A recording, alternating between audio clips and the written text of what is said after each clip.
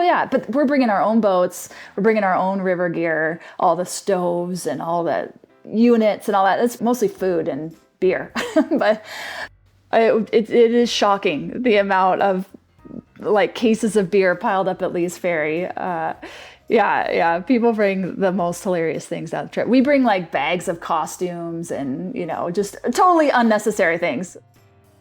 That was Kelly New with a glimpse into a few of the luxury items on a Grand Canyon Riverdory trip, plus how you can build a drift boat without any tools, today on the Wet Fly Swing Fly Fishing Show. Welcome to the Wet Fly Swing Fly Fishing Show, where you discover tips, tricks, and tools from the leading names in fly fishing today. Hey, how's it going today? Thank you for stopping by the Fly Fishing Show. If you get a chance, check out our Ask a Pro segment where you can ask a question, get feedback on an upcoming episode. Just head over to wetflyswing.com/askapro to submit your question right now. I'll read these questions on upcoming episodes and give you a shout out if you'd like. Before we get started, let's hear from our sponsors. Angler's Coffee roasts a full range of coffees with one goal in mind, delivering excellent coffee to every single angler. And I'm one of those anglers who's been loving Angler's Coffee, great tasting, robust, and good to go. That's anglerscoffee.com. In today's world of mass-produced products, Stonefly Nets has reclaimed the tradition of handcrafted care with their custom wood landing nets. Please head over to wetflyswing.com/stonefly to get your custom net today. That's wetflyswing.com/stonefly to get started right now. Kelly New is here to share her story of guiding on the Colorado River and her fascination with Riverdories. Kelly describes how to put together your own river trip and what the first few days of a Grand Canyon droid trip looks like. Plus, Kelly has a 2.5-minute YouTube video that covers building a full drift boat online. This story and the people of the Grand Canyon. So, here is Kelly New. How's it going, Kelly? I'm doing great. Glad to be here. Yeah, thanks for taking the time to dig into some more on the Grand Canyon and Dories. We've had a few episodes that we've talked in the past. Pete McBride. We've done a number of drift boat episodes. We had a whole season, so this is kind of continuing our drift boat season. I wanted to talk. You've got a couple things. You build dories. You've been on the Grand Canyon, and I think you had some sort of a record of dory building. Maybe we could talk about that. But take us back first. How did you get into dories and the Grand Canyon? Well, I got started just as a river client. I went on a trip as a paying passenger, and just for vacation, and ended up, kind of long story short, coming back to row some trips as a baggage boatman, and then eventually ended up in dories, mostly in Idaho. And then, once you kind of train a bit in Idaho, then you end up usually in the Grand Canyon if the opportunity happens. So, it was just it wasn't planned, that's for sure. I was sort of doing my career but just loved the river and loved all the people of the river especially, and just ended up doing it. So it's a pretty cool group of people. I mean the dories are neat boats, but just, the river people, as you know, in general, are pretty special. Yeah, it is definitely. It's a unique segment after doing some of the podcasts we've had here. I just keep coming back to it. I always joke about it, but those videos, and some of them, you have some of these videos on going through lava and all the big rapids in a drift boat, essentially. So we're going to talk about some of those stories. I want to dig into that. I'm curious on, start us with this boat build, right? You had this is where I first heard about you. I was doing an episode and somebody mentioned you and the fact that you built this dory in like a few days or hours. What was that story about? Oh man, I don't even know. Okay. So I did this CNC dory kit, so all the parts are already cut out.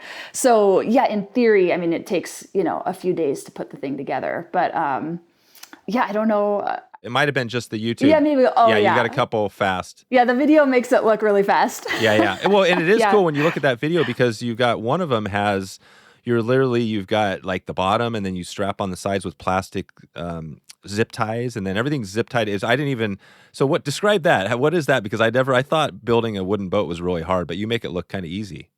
Yeah, that was the idea, is to make building at least a dory really easy. And so you don't need any tools, because I want people to be able to build these boats basically, because I want to build them for people, but it's so expensive with labor and all that kind of stuff. So the idea was if someone had at least a space to build a boat, you could build it really fast. So it's all parts are pre-cut, and then you just get a giant pack of zip ties and you basically cinch that thing together, tie it together with the zip ties. And then you kind of go back and tack all those seams in place with a epoxy adhesive.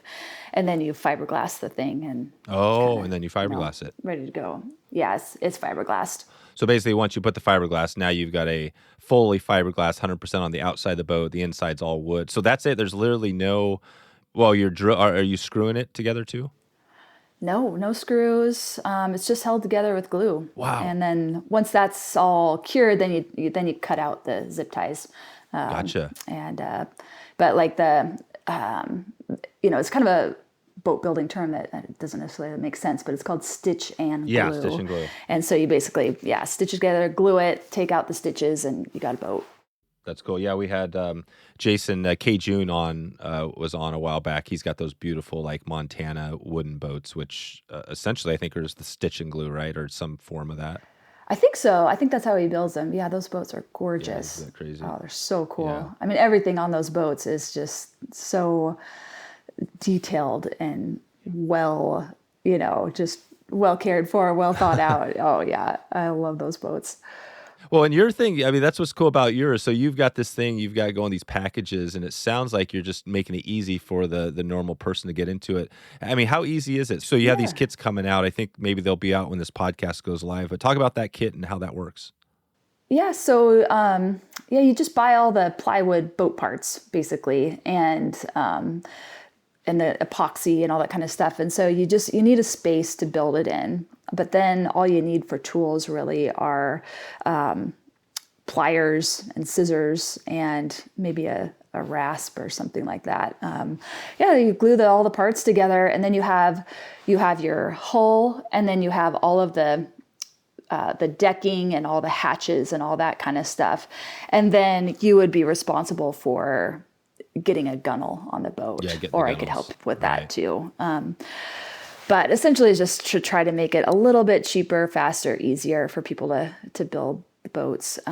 If you don't have, my dad was a woodworker, so I had all the tools which was great, but it's like, man, if, the average river guide, or person just living in the city, they don't have a whole workshop full of tools to put one of these things together. But other people, I think, I think Brad Dimock does classes, and they build boats kind of more the traditional way, which is really neat. And I think Andy Hutchison has plans.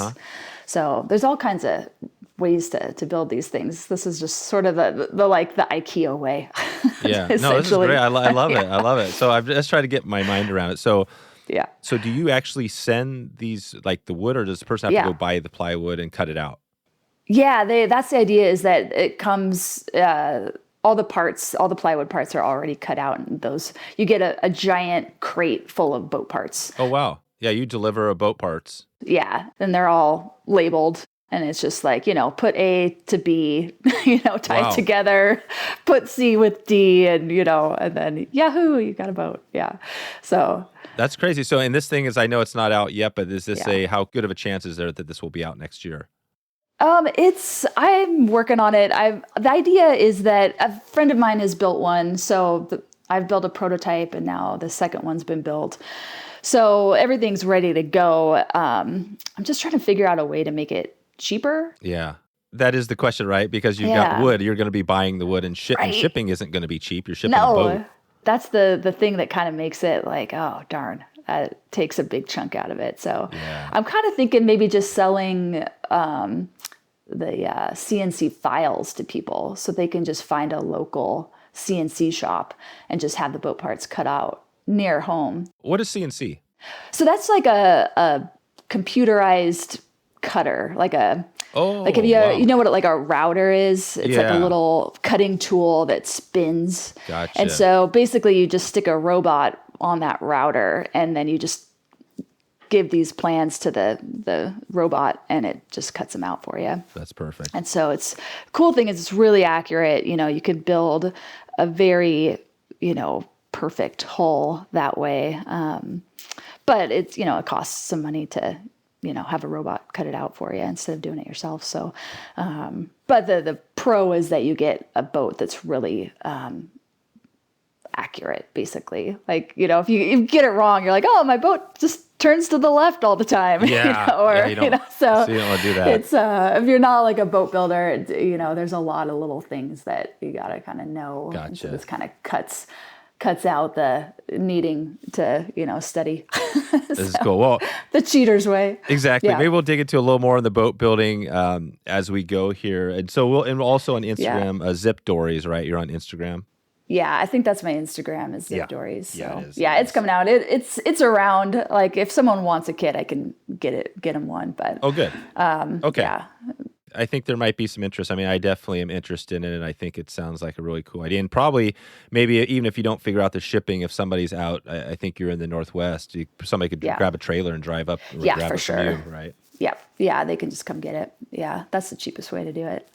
And I've heard all sorts of stories. I know with COVID, people don't mind driving and getting out, right? So there's probably some people that are going to be listening on even maybe the east side of the country. They're like, you know what? I might as well take a trip across the country, go grab some stuff from. I know. Come enjoy the mountains and hop on a river and get your boat kit. Yeah. Exactly. Well, let's dig into, because you've done some dory stuff, and this is my other thing. I've kind of joked about this in the past, but I started watching those dory videos of like the boats flipping, and I love the drift boat, right? But I've never done the Grand Canyon. I've never flipped a drift boat, and but I love that whole thing. It's like that idea, and you've got a few videos on YouTube, right, of you going through like lobbing some of the big Grand Canyon stuff. Yeah, I put all my carnage videos on online because they're most interesting to watch. The boring, perfect runs are boring. So yeah, all the like scary videos are usually what people post on those things. So that's right. Yeah, there's some. It's kind of fake. It's like it's almost like the Facebook, right? Where it's like, don't think Facebook. People they're posting all their good photos, right? You're only seeing the good. You're not seeing the bad side of of the people. But so you're saying is that those photos are the giant? Because I wonder about that. I've been through some pretty technical stuff, but I always wonder, like, well, could I take I know I can't take my normal drift boat down, but if I decked it over like a 16-foot boat, could I be good taking that down? And I know there's a big process there, but is that doable? Oh yeah, for sure. Yeah, I mean, they're even taken down. Have you seen the little guy? The Doryaks? Yeah. Yeah, the little, what are they, like 10-footers? Yeah, I think they might even be under 10. And so, yeah, the smaller the boat, the funner the boat. So they're not specially designed. They're not, because I know the design. We did a little bit of history of the Rogue style versus the Mackenzie, and like my boat, I think is actually a Mackenzie. Does it really matter that much if you have a longer flat section on the bottom, or what? For Grand Canyon, it really does make a difference to have that flat section. Because the waves are a little bit bigger, so you kind of want that flat section gives you tracking basically, and allows you to carry the mass of your boat into a trough of a wave and then back out. It's going to keep directional stability, whereas the more rocker you have, you think of like an extreme example would be like a teacup or something where you go into the trough of a wave and you just spin around and never make it out of the wave. So that more continuous rocker, I mean, you could definitely take a continuous rocker boat down there, but you're going to get surfed around a little bit. But it's still fun. I mean, you still will make it through everything. And that's always my question, because I think about this stuff. Like, first of all, there's the whole question of how would somebody do it if they were going to do their own trip. I know you could pay a dory company to take you down. But the other question is, I mean, have you been upside down in your drift boat or your dory? Not yet. It's just a matter of time. But I've been. Has everybody flipped one down there? Oh yeah. Everybody's flipped one down there, and I've definitely been dumped out of my boat, but my boat hasn't gone all the way over. Wow. But I've been a passenger in a boat where it went over, and rafts go over. It's just it happens. It just happens. And how often when the boats go over? So you flip this boat over. How often does that boat just get wrecked and demolished in a rock? It happens a lot. Yeah. the idea is hopefully you can get your boat over. Like in a dory, you can flip it back over pretty quickly, but you want to get it over before you end up, crashing into shore or going over a rock upside down or something. Right. Usually like like once you're upside down, the bow or the stern of the boat is kind of the deepest part. So you might rack your bow over a rock or something like that and crack the gunnel but usually you're just injuring the boat. You're not fully wrecking it. Like, you can bust your boat up pretty good and still have a boat that rows. And you can. Gets you down the river. So, yeah. So essentially you go down, if you flip, and I flipped once, like a good flip in a raft where it was like, boom, I was out of the boat and popped up. And it seems like a lot of times you do pop up near the boat. So that's the hope, is you pop up near, you grab your straps on the side, and then can one person flip that boat over, or does it take more than one person? You might be able to, if you do run your 16-footer decked, I would take it out somewhere and see if you can. 'Cause you might be able to flip a 16-foot boat back up, right? Our commercial dories, usually it takes at least 2 people to flip them back over, just because they've got so much gear in them. And it also depends on whether it's been damaged or not. For sure, very easily, 2 people can hop up there, flip it back over, but it's maybe full of water. Some part of it's flailing. It might not flip over so easily. But with 3, like one time we flipped, I believe, in Horn Creek, and I think it was the bow of the boat kind of got crunched. And so it took 3 of us to get that boat flipped back over, just because of all the water or something. But yeah, with one person, you might on a 16-foot drift boat be able to and we run like, have you heard of Fliplines? No. So in some of the bigger rapids, we'll run something called a Flipline on our boats, where they're already, basically, I don't know, you've probably seen like a sailboat where a sailboat's capsized and they kind of throw a line over the keel or something, and they lean way back and use that line to kind of flip the boat back over. So that's what we, like, let's say we're running lava or something. Yeah, while you're floating down in the middle of the river. Yeah. We have some people run a rope that goes under the boat, from like basically the oarlock area. And then there's just a rope there. And some people run straps. There's various setups, but they're just already there. So if you go over, you can swim right to your boat, grab that little lifeline that's around the boat, grab the big rope flip line, pull yourself up, and very quickly be pulling that boat over. Let's take a quick break for a word from our sponsor. The CRC system from Trxstle provides secure and convenient storage for your fully rigged fly rods with unsurpassed gear protection. Every CRC system comes with secure mounting clamps, padding in the reel compartment, and their proprietary suspended rod liners. Leave your gear on your vehicle full time, or quickly take the CRC system down and telescope it into carry mode in just a few minutes with the fastest and easiest to use mounting system on the market. From the very first time I connected with John, I knew this was going to be a great fit for the podcast. Making it easier and faster to get on the water is a huge part for me, especially in the ever crazy and increasingly busy world. Not only are these rods secure for me and the family, but they are always rigged and ready to go. Equipped with their patented protective no-snag reel-up design, this is not your average rod carrier. Carrying your rods with reels facing up means more protection for your guides, blink, reel seat, and also allows for a better fit if you have a hatchback. Too much good stuff here for me to cover it all, so I'm going to have to send you over to Trxstle and check it out for yourself. You can go there right now. Just take a look at wetflyswing.com/Trxstle, and you can get started right now. That's Trxstle, Trxstle. That's Trxstle. You support this podcast by clicking over through that link to check out what John and the Trxstle crew have going right now. Okay, back to the show. And I have seen the Flipline thing. That's amazing. I mean, I think this picture that I'm trying to get, for somebody that hasn't been down there, understanding the Colorado and the Grand Canyon, what I mean, it sounds like there's some, danger, but really, I mean, people aren't necessarily like dying right every year down there. It's not like there's Oh, a bunch of no. wood and stuff. If you flip, you're just floating, you get to Yeah. shore. Is that typically not Yeah. too big of a deal? Yeah, usually, I mean, typically, on a dory trip at least, you flip your boat, everybody piles up on the upside down boat, flips it back over, and everybody is pulled back in the boat within Minutes. a minute Yeah. or two. And and the river is fairly deep. So Oh, right. you're staying with the boat. You're not even going to shore. Kind of shore is where some of the injuries can happen. Oh, right, because it's rocky. You're in a deep canyon, obviously. Yeah, you're in a deep channel, and so there's some shallow rapids, but most of so it's pretty safe. That's the cool thing about a Grand Canyon trip, actually. I mean, you go online and you see all the carnage videos, but way over 90% of the river is flat water. Oh, it is. And So how many rapids are in there?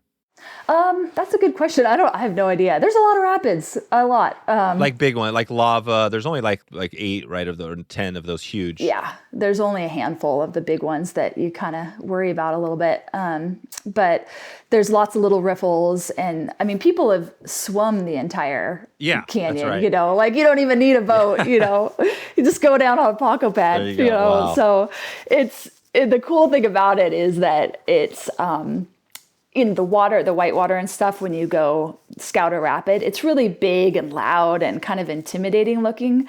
But relative to many other rivers, it's actually pretty safe. There's big, deep water. There's giant eddies at the bottom to swim into if you do fall out. And people rarely fall out. It's very rare to flip. It's very rare to fall out of the boat. And and the rapids themselves are not very complex. You're usually just setting up in the right place and then just pointing your boat in the direction you want to go. It's not like, some of the, fishing rivers, you're like moving around a rock and pivoting over here and ferrying to the other side of the river. And it's not like that. That's like Martin Linton. I remember his story was like, you know what? Martin just pointed it and he just like let the river take him. And it's interesting because I have seen some of those videos, of the dories flipping, and you always see it. You're like, oh, I see how they were just turned enough to the left that they weren't straight enough on the wave. Although I looked at some of your videos, and it looks like occasionally it knocks you sideways and you still make it. So I mean, how close is it within inches? Like if you're off your line, if you turn the wrong way, that's what gets you, or is it something else? Yeah, it can be. It depends on the rapid. Like, if it's a really big, steep wave, like almost like a hole, if you're just off a degree or two, you're gonna, maybe either go up on your side or flip over. But most of the rapids are very forgiving. And on these commercial dories, you have your passengers. You have 4 passengers, so 2 in the front, 2 in the back. And if they're what they call Highsiding, so like, if the left edge of the boat is riding up high, if everyone leans to that left side, you can go sideways through lava practically and be fine. Yeah, that's what's so cool about the dories. They're real, the passengers are active. They're not just hanging out. That's huge. So you're not going down there with some inexperienced passengers. You got good people in there. Yeah, well, they're all inexperienced, but by, we train them the first couple of days, and they figure it out pretty quick. That we teach them how to high side, Gotcha. and you train everybody up in the first few days. So, you can start off knowing nothing, and you'll be an expert by the time you get off. That's amazing. What is and I want to jump into a little bit of the step-by-step to doing the trip, but like the Grand Canyon, we all know it's an amazing, national park. But take us, why would somebody want to do that river trip? Why is that so special? Why does it take so long, years to get a permit there? What is it about for you? Oh yeah, gosh, I could talk about that for hours. Number one, I mean, it's so drop dead gorgeous there. It's so beautiful.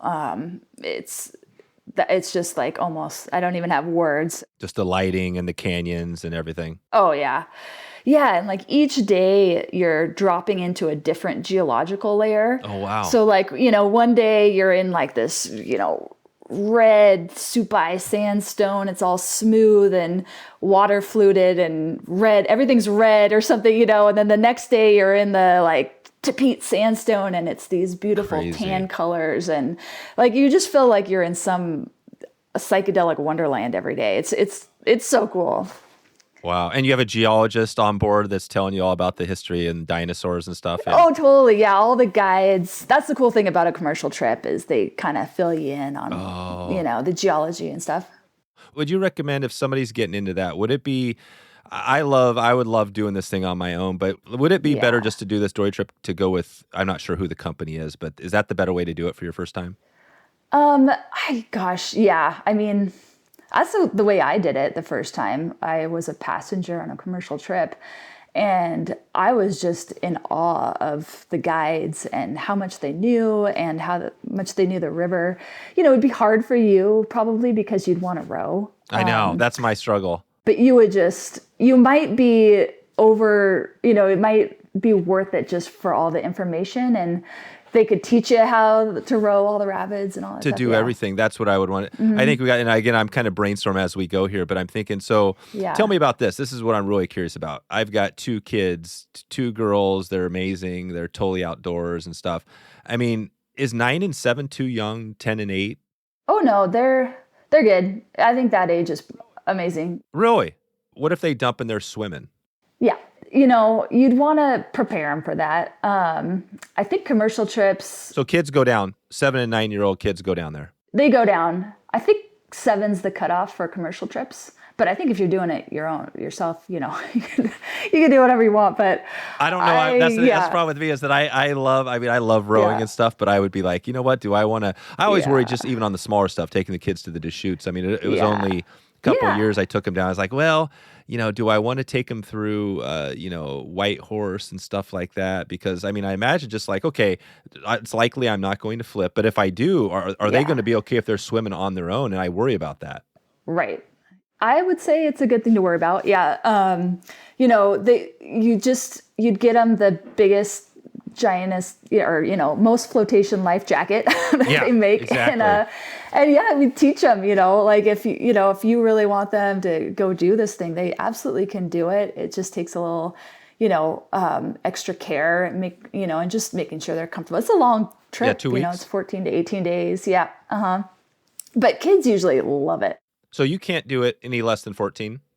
You could, if you were on a private trip, you could push it a little bit, but I don't think you'd really want to. No, it wouldn't be fun. I wouldn't want to. You'd be stressed and exactly that. Yeah, me too. Yeah. I would go if you actually get the chance to go. You want to maximize every hour you're there for sure. That's cool. But yeah, you could take kids that age for sure. And if I would take them, make sure they've been on a multi-day trip before and kind of know the routine and all that kind of stuff. But seven's a go in my book. I would love to, they're on their way. I just bought some new oars that are lighter so they could row the drift boat. And I'm hoping that, we're not too many years off where they're going to be rowing down and doing all that stuff. Oh, that would be so incredible. Oh my gosh. Yeah. You could, and you don't necessarily have to do it in a dory. Like if you got the chance to go tomorrow, I would go in whatever boat you could find. You could take a raft. And the dory trips we always take rafts too. For gear boats? For gear, yeah. Yeah, I got you. Is the dory, if you pick between the dory and a big raft, whatever, your 16, 18-foot raft, is it safer? Are you less likely to flip in a raft or is it just equal? Yeah, it is. I did a trip with my brother a few years back, and so we were just a solo boat trip. And so I took an 18-foot raft because I knew it was going to be basically impossible to flip that thing. And be in one boat, it's just safer to take a raft. So a raft is better or safer? Yeah, it's safer. Okay. It's just going to flip less easily, especially weighted with all that gear. You put all the gear as low as you can in the boat. And I mean, it's almost impossible to flip those things. It depends on the water level, but yeah. Gotcha. So you don't have a big pile of like gear behind you above your head. Yeah. Yeah, you do if, you're running the commercial trips and you got, 16 passengers with 2 duffel bags each. You got these giant piles. I'm sure you've seen the pictures of those commercial rafts. Oh, yeah. But if you're just doing a private trip, you don't have that much gear at all. And No. Okay. just keep it all low. And yeah, I mean, for sure. And some people too, because the dories really they're kind of like a sports car. So, or like a surfboard, it's a much more exciting ride. And some people don't love that. Some people are like, oh, I'd rather just hang out and look at birds and, lay on the raft and just, look at the rocks and not worry about having to lean and, pay attention. That's right. Yeah, That's right. Everybody likes That's cool. a different, yeah. Are people down there? Well, I got two questions here. So if we were setting up a trip, you could go with, the first one would be, who you could go with, then on the second thing, do it on your own. So if you were going with a company, are there, who would you recommend? Is there a bunch of companies or is it just a few like key ones, whether it's raft or dories? Yeah, there's a bunch of companies. I can just speak for the companies that I've worked with. So I've done some trips with a company called, it's colloquially called CanX, but it's Canyon Expeditions and Explorations. And they're incredible. I think those were some of my favorite trips. It's really the guides. And they just had really incredible guides that really cared, that, they really care about what kind of experience you're having down there. And they also have different kinds of trips. Yeah. Is this raft and dories? Yeah. So CanX is, I think, just rafts. I don't think they have any dories. The company that's got the most dories is Oars. And my uncle just went down on a commercial trip with Oars, and he just can't stop talking about it. It's just like, he just thought it was the greatest thing on earth. I think that's the way to do it. Yeah. So they are great too. I've never worked on an Oars trip, but I've heard great things. Azraft has a couple dories, and I don't know, Brad Dimock used to do a couple trips with Azraft, some dory trips. I think they called it Dories and Stories. And so they had all the cool, like original, Martin boatmen, and they would go down and tell you stories and, take you down in dories. So I don't know if they're still doing that trip, but that would be a good one to get on too. But most of those companies are pretty good, but I would definitely say like CanX, Oars, and Azraft have the best. Okay. So there's that. So you got that. We can definitely go there. If you want to do it on your own, and there's a whole bunch of logistics to get to the river and stuff, but take us to once, like say you get all that and you're doing your, I'm taking somehow I got to drift a dory. It's all set up. We're doing this trip with a group. What's that look like when you take us to like the night before and then give us a little, like a quick rundown on the trip. Where are you riding? Yeah. Where are you putting in? Yeah. So you're putting in a place, the actual boat ramp is called Lee's Ferry. And so everybody gets there somehow. And you camp there the night before? Yep. You got to get there the night before. And that's, I think it's a sort of a policy. So you have to be there the night before. And the rangers there kind of do a pre-check of all the people and all that kind of stuff. And then you camp, or you could stay up at Marble Canyon Lodge, which is just up the road a little ways, or Vermilion Cliffs. And then the next day you come down and meet with the ranger, and they give you the thumbs up and you go down the river. And you shuttle your vehicles to either... there's some logistics there. It sort of depends on what you guys are doing, but there's usually a shuttle of some sort involved. On a private trip, the more prep you do, the better. And I would say for a private trip, the most important thing is to edit your participant list. Have the best. Just have the people could go through, thick and thin. Yeah, that can handle. Yeah. And that are fun too, and just that's the only bad stories I've heard are times when they, maybe were worried they didn't have enough experience or something and hired some, guide to come, and they were just like a military person and took over the trip. Nightmare. And so oh my gosh. It's all about the people you're with. So yeah. Okay, so once you get going, once you put in, and let's say you said 14 to 18 days, let's just say you're doing the 18-day trip. What does that look like each? Are you floating? How many miles is the total trip? So it depends on where you take out, but it's about, I think to Pierce Ferry, if I'm correct, it's around 270 miles. Oh, wow. But you could take out earlier at Diamond Creek. I forget what the mileage is at Diamond Creek, but less. And so, yeah, it's a big chunk of miles. But if you were doing an 18-day trip, that leaves you enough time, in theory, to have a couple layover days where you know what that is. Yeah, you just stay where you're at. Yeah, and so that's pretty nice. Yeah, that's and especially. Even on a commercial trip, but a private trip, it's so nice to do that. And, everybody can go off on their own adventure and stuff. And that's pretty neat. Yeah. On a 14-day, you can pull that off too. You just have to be a little bit more disciplined about getting off the beach in the morning at a certain time and getting your miles in. Let's take a quick break for a word from our sponsors. Dette Flies, established in 1928, is the oldest family-run fly shop in the world. And I'm all about the history and fly fishing, which is one reason I'm super stoked to have Dette on as a sponsor this year. Long before I made my first order with Dette, I remember hearing stories about the quality and the history and always wanting to connect deeper with them. So that time has come now, and I share the Dette tradition with you. Located in Livingston Manor on the banks of Willowweemock Creek, Dette is your welcoming place on the creek or online. Their retail and online shop have a large selection of flies, materials, fly gear, outdoor lifestyle items, books, and more. Dette Flies inventory consists solely of products that meet every angler's demand for highest quality and service. Of course, they offer fly fishing and casting lessons as well as guided trips. For more information, visit Dette Flies at wetflyswing.com/Dette or give them a call, 845-439-1166. That's wetflyswing.com/Dette, Dette.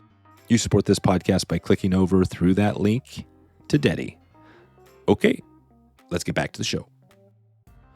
So when you put in at least Ferry, you put in there, how many miles, how many days do you go before you hit your first big one that you've been thinking about the whole trip? Yeah. Oh, quite a way. Well, I guess it depends on whether you're rowing a dory or not. Yeah, let's say a dory. So if you're rowing a dory, your first rapid that you might worry about or know to worry about, not that you really need to worry about it, but is House Rock Rapid. Okay. And so that you could hit that on your first day if you guys were really. Actually, no. It depends. On a private trip, probably not. We're talking 20 miles a day, right? Roughly. I would say less than that. It depends on the day. So some days where you're in a lot of current, like let's say you're running the Roaring 20s rapids, you're going to make quite a few miles that day. But if you're on a big flat water section, you might only make 11 miles or something like that. Okay. So it depends on the day. But yeah, maybe it averages out to something like that. I'm not sure. I've never actually done the math, but yeah, you need to make some miles a day. And you got to just, if it's windy, you might make 4 miles or 0, right. Or, it's just kind of depends. But you got some leeway in a 18-day trip at least. Yeah, House Rock. So here's the one factor on a private trip that you don't always know is that at least Ferry, you have to get checked out by the rangers. And all the rangers, they're all a little bit different about how they go about it. And one of the private trips that I was on, the ranger just kept talking and would not release the trips. And I was just going crazy because it's actually a safety factor. He didn't release the trips until about noon. Oh, wow. So that does not leave you very much time to get down the river to a camp. No. So I actually wrote into the park system and just said, hey, we gotta do something about this. And I think they're better at it. Maybe he was a new ranger. It would make sense to me to do it the night before, check everybody in the day before. That way people can leave first thing in the morning. Yeah. That would be absolutely the best thing. I agree. Yeah. So, because if you do want to run that House Rock Rapid on a private trip, sometimes it's pretty hard because you might leave pretty late in the day and it's not of your own volition, but the red tape that you got to go through. So, but you'd run that either that's first day or the second day. And it's a little bit of a pucker factor because it's the first one. It's not that Right. it's not that scary. It's not that hard, but there's some factors in it, and it's the first one. You're like, oh my gosh, and you can walk right down the entire rapid all the way, and so you can look at these waves in their actual dimensions, and you're just like, oh my goodness gracious, they're big. But so you could scare yourself, but it's really not that bad. But it's the first rapid that you actually have to make a move in, and with the dories, the run's slightly different than the raft run, and so yeah, that's the first one. And are most of these rapids where you have to make a couple of big moves, or you could be in trouble, or is it more than just a couple? It's usually like one move. One. Yeah, they're really straightforward. And with the dories, it always involves, putting your boat in a position to avoid shallow underwater rocks usually. Oh, so you might have to hang out in the current a little bit more. Like for instance, on House Rock, the first time I rode it in a baggage boat, I had this gigantic baggage boat that was just completely unmanageable. And they were just like, go row that boat into the rocks on the right, just bang down the rocks, just go over all of these little pour overs and just that's the run, but obviously you're not going to do that in the dory. Whereas the dory, you're going to hang out in the main channel a little bit longer and then make your move to the right, and hopefully not run it into the shallows. So, but yeah, it's like that's one move. Yeah. And which one? And we're going to start to wrap this up pretty quick here, but I'm curious as far as like, what is is Lava the biggest, or what is the biggest rapid or couple? So for dories, maybe, yeah, Lava's huge. Lava's kind of scares people because it's a little bit of a roll of the dice. It doesn't matter if you're the best boatman in the canyon. It might just flip your boat. So yeah. And why is that? It's just there's a wave about halfway down or so called the V wave, and you just basically, as your boat goes into that wave, it's either going to let you through or it's not. And it has nothing really to do with, you got to kind of get the right boat angle to have a chance, but just sometimes it flips boats and sometimes it doesn't. And I don't know. Yeah. It's even if you've got the most skilled passengers on the boat. Oh, totally. That makes a huge difference. If you have people that know how to high side on your boat, that's what's going to keep you upright in lava is your passengers. You got to be in the right spot and you got to get your boat angle right, but your passengers keep you upright in a dory. So that one, and it's cool because it's kind of at the end. So it's this big, build up to lava falls, So that one's pretty special. But there's definitely rapids that scare the dory boatman more than lava, just because there's either rocks or there's just things that can go wrong. Horn Creek's kind of scary. And Crystal Rapids a little bit. Oh yeah, you got to get that one just right. And Hance, that one's always freaks me out a little bit. Hance is a little bit of a challenge sometimes. Yeah. So yeah, there's a bunch of them that are pretty fun, and I get nervous in Hance, and then there's just rapids that are just so fun at all levels, like all the photos are probably of Hermit Rapid, where it's just like a big fun wave train. And yeah. Is there a best time if somebody's setting up a trip? When would be a good time to go? My favorite times are April and September. April, you get all the spring wildflowers. The whole desert is in bloom, and it's just drop dead gorgeous. Wow. But you're going to get a little bit of wind, and it's going to be a little cooler. Are you wearing dry suits and stuff like that in April? April, no. You're just it's still going to be mostly warm, but you're going to have a few cold, rainy days probably where we just wear like maybe an extra layer and like our rain gear or something if you're running the rapids, but we don't usually run dry suits in April.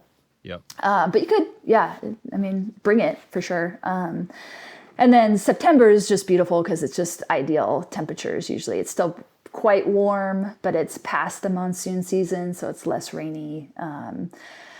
You have a chance. Sometimes in September, the dam changes how they regulate the dam, so it has a steady release. So you're sometimes riding on 8,000 CFS continuously, which the great thing about that is that so at night when you park your boat, there's a fluctuation in the river level. So you're always having to adjust your boat so you don't end up high and dry on the beach. So when you're running on continuous current, it's great. You just fall asleep and wake up the next morning and you're good to go. But so that's pretty nice when you can hop on that. So okay. So basically, April or September, and September is going to also be, is it going to be a little bit hotter or about similar? Yeah. It's pretty hot in September usually. Mm-hmm. Yeah. So if you're into the hot weather, then September is maybe the better time to go. And then, so there's lots of planning. You mentioned a couple of companies that can get you going, and it's pretty much, if you do it on your own, obviously there's a lot more work to do, but are there any, if somebody was going to do it on their own, where would you recommend they start from digging into getting prepared for it? Yeah, I mean, I'd say the first thing to do is get yourself in the Grand Canyon lottery so that you can win a ticket down there, win the golden ticket. How long does that take? Yeah. Tell us that. What's the secret? How do you get how do you not wait 15 years? So the only way that I know, it really is a lottery. The first time my dad applied, he won. So that was just, so. What is it, like $100 to apply for the lottery? I think it's not that much. I think I don't know what it is. It's under probably $100, but then as soon as you win, you have to have your money ready. Your money? So you have to pay for a portion of it right away to kind of lock in that date. Pay the National Park Service? Yep. Mm-hmm. Yeah. And so I think it's called the Grand Canyon River Lottery. So just, search that and make sure you're all signed up for it, because sometimes it takes a while through those kind of government websites to get everything all set. But that lottery runs, I believe now I'm forgetting. I think it's in February, but it might be January. So double check that. But so once that starts, you got to put your name in the hat with the dates that you want, and then just be ready if you get your ticket drawn. So that's the first step, is just get signed up for the lottery. And then the second step would be maybe think about, obviously start getting your passenger list or all the people that you think you want, and get them ready in case you win, and just, that it's a possibility. And then secondly, also think about, most of the private trips that I do now, I actually use a company called Ceiba, Ceiba, and they're like an outfitting company, and so they just do everything for you. So you just show up at the put-in, and they bring the boats, the food, the gear, everything. Oh, wow. So you can do a private trip. You can do your own private trip. They'll give you all the gear. Yeah. Even if will they give you a dory? No, they won't give you Dory. No, unfortunately. Maybe someday. But you could bring your own Dory. You could for sure. You could bring your own boats. You can bring anything you want.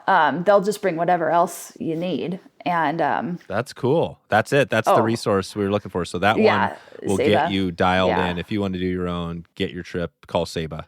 Yeah.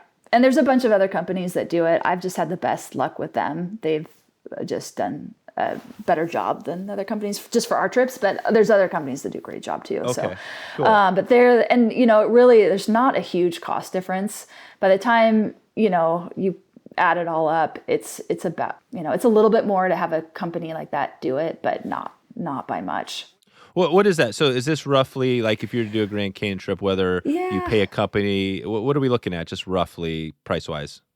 So price-wise, I have not done a private trip in about 4 years. So these numbers are old. So when we did it ourselves, where we shopped for all the food and gathered the gear and all that stuff, I think it worked out to about $700 per person. Oh, wow. And so if you're hiring a company amazing.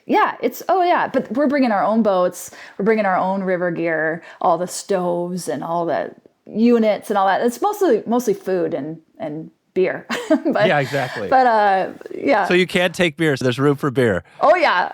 There's always more room for the beer. Yeah. It's not just like the trips where you're like, okay, you can only take a little hard alcohol because you're running low on room.